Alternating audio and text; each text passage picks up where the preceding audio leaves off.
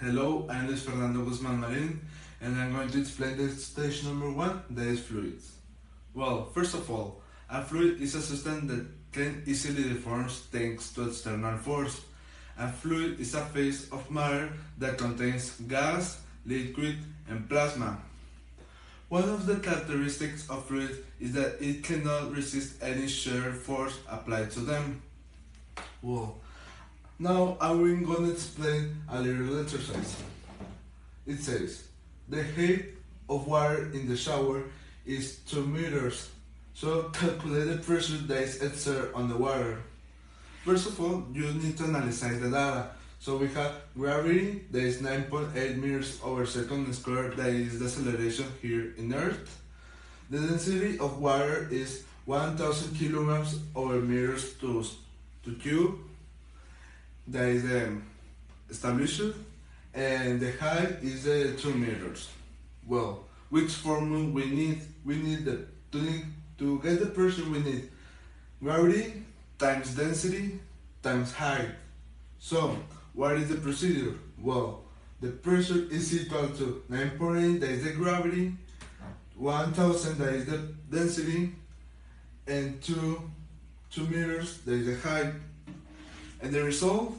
Well, the result is 19,600 pascals or newtons over meters to square. Hello, my name is Angel, and I will talk about heat transfer devices.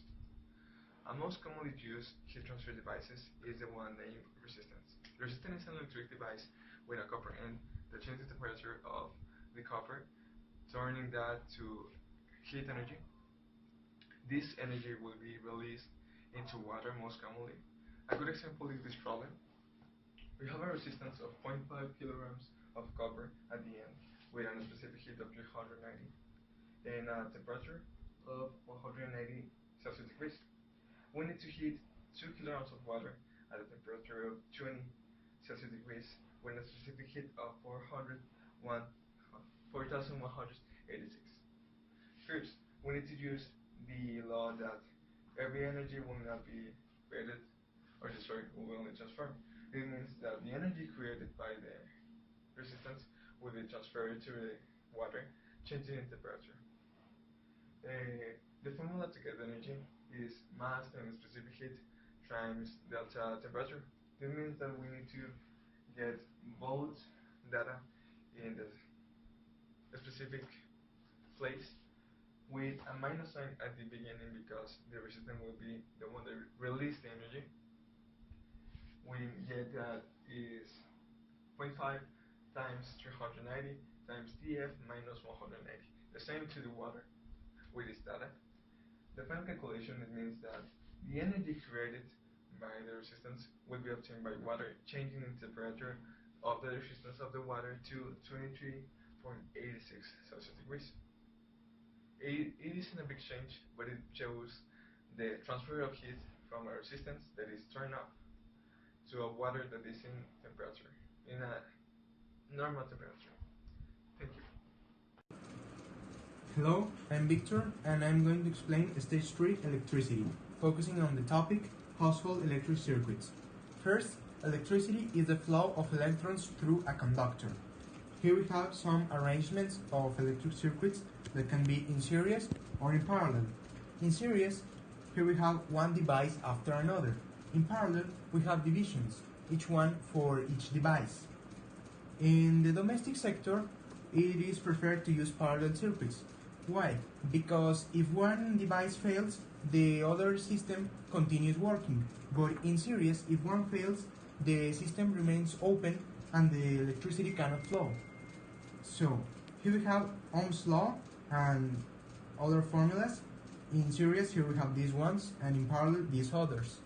I'm going to make an example of parallel circuits because it is the most used in daily life. Here we have one source of 12 volts and these resistances. As you can see, the voltage remains the same. The resistance is this one, and we apply this formula to get the total. The intensity is obtained by isolating this formula, and the power in this other. And finally, we can obtain the totals and the summatories.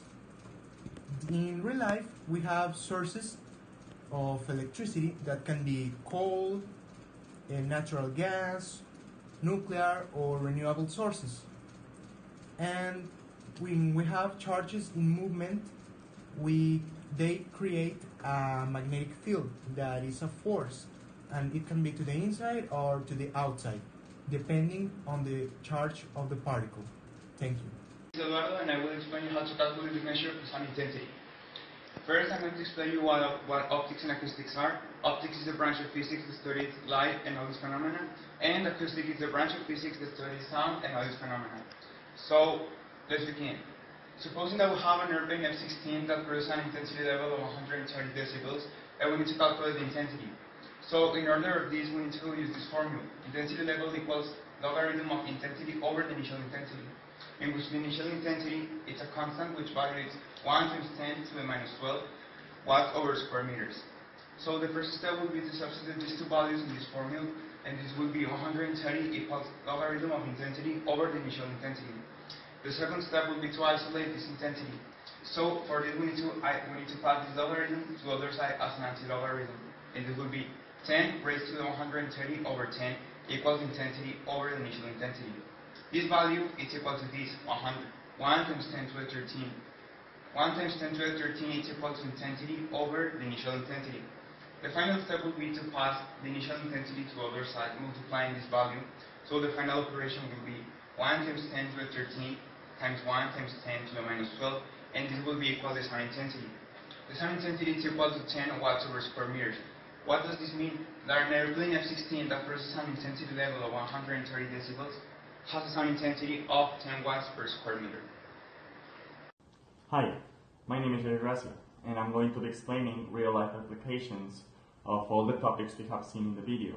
The first one being pressure. A real-life example of pressure can be when we dive in water. When our body is submerged in water, we can feel the water exerting pressure on us because our ears get covered in water.